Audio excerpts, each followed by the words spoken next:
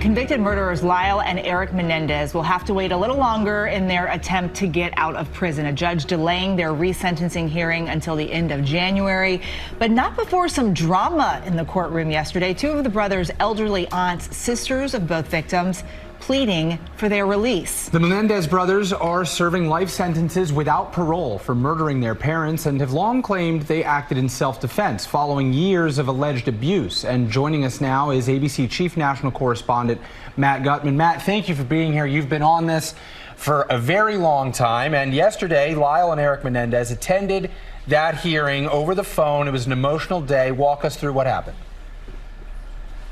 You know, Will, at first we expected this to be mostly procedural, but then the judge allowed the sisters of Jose and Kitty Menendez to speak. And first was Jose's sister, who gingerly took the stand. She has colon cancer, is undergoing chemotherapy.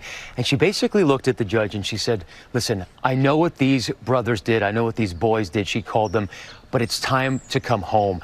I am asking you for leniency. It's been 35 years. Then it was the turn of Kitty Menendez's sister, Joan, who sat in one of the desks near because she was so frail. And she said, I know that these two boys on any given night could have been raped by their father, and their mother, Kitty, knew it. It's unconscionable. She also asked for those boys to come home. I don't think any of us expected the emotional impact that that had.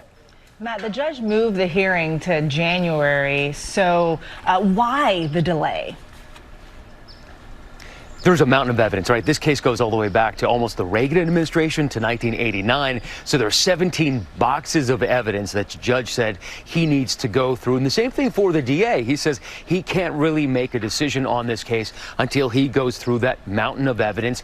And for them, it's going to take time. It's not necessarily a bad thing. The judge has enormous discretion in this case. He is going to use the jurisdiction of something called AB 600. It's a California law that gives a judge a lot of discretion in deciding these resentencing cases. As one of the Menendez brother attorneys told me that, yes, it's going to take a little bit of time, but the resentencing train has already left the station here.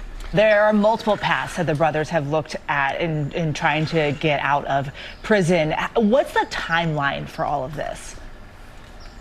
Right, so there are basically three paths, Eva. The first is clemency, which is likely not going to happen. The second is resentencing based on their time served and good behavior. And by all accounts, the brothers have been model prisoners. And the third is something called habeas corpus, and that's in which the attorneys for the Menendez brothers have presented new evidence to the court that they think could change things. In this case, it's those allegations that the boys suffered sexual abuse for years at the hands of their father. And that could change the conviction their attorneys hope from first-degree murder to voluntary manslaughter, which means they could be released. But assuming that the resentencing happens, which is probably the likeliest at this point, it could take over a year, because once a judge agrees to resentencing, if that happens, it would then go to a parole board, which could sit on it for 6 months, and then it could go to Governor Newsom, who could sit on it for about 5 months. So it could be at least a year before they are freed, Eva.